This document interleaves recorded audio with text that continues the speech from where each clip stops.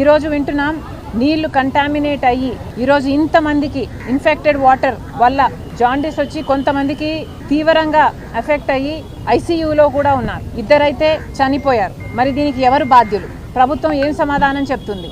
Mall న్యూట్రిషన్గా ఉన్నారంటే ఒక్కొక్కరి చెయ్యి ఏ సొమాలియాలోనో ఉన్న బిడ్డల పరిస్థితి ఎలా ఉంటుందో ఇక్కడ కూడా ఇంతింత ఉన్నాయి వాళ్ళ చెయ్యి సైజు. చాలా మందిని అడగడం జరిగింది కారణం ఏమిటి అని.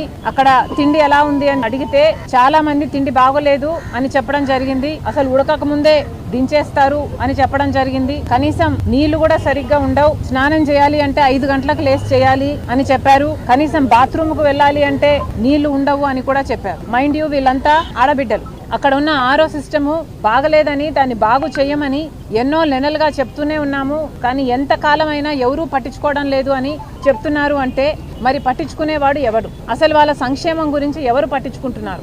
అసలు ఒక్క ఈ హాస్టల్లో ఉన్న ఆరో సిస్టమే కాదు, ఎక్కడా కూడా ఆరో సిస్టమ్స్ పని చేయటం లేదు అని వింటున్నాం. అసలు పని చేస్తేనే వింత, పని చేయకపోవడమే నార్మల్సీ అని కూడా వింటున్నాం. ఇది ఎక్కడ విడ్డూరం అని అడుగుతున్నాం. అసలు సొసైటీలో అట్టడుగున ఉన్న వర్గమే దళితులు, ఎస్టీలు, ఇలాంటి వాళ్ళ హాస్టల్లో కూడా మనం సరైన సౌకర్యం కలిగించలేదు అంటే ఇక సివిలైజేషన్ కి అర్థమేముంది? అసలు ఈ బిడ్డలు నోట్లో అసలు నాలుక లేదు అన్నట్టుగా ఉన్నారు.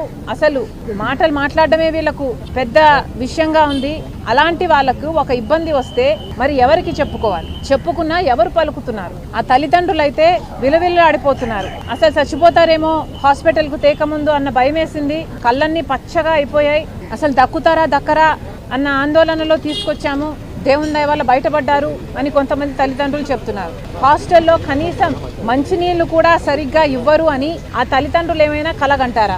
ఎంత నమ్మకం పెట్టుకొని వాళ్ళు తమ బిడ్డలని ఇలాంటి హాస్టళ్లకు పంపిస్తే ఇలాంటి హాస్టల్స్లో కనీసం బాత్రూములు బాగుండవు, కనీసం నీళ్లుండవు, కనీసం ఫుడ్ సరిగ్గా ఉండదు, కనీసం తాగే మంచినీరు కూడా కంటామినేట్ అయిపోయింది అంటే ఇక ఈ తల్లిదండ్రులకి ఏం సమాధానం చెప్తుందో ప్రభుత్వం, కూటమి సర్కార్ సమాధానం చెప్పాలి.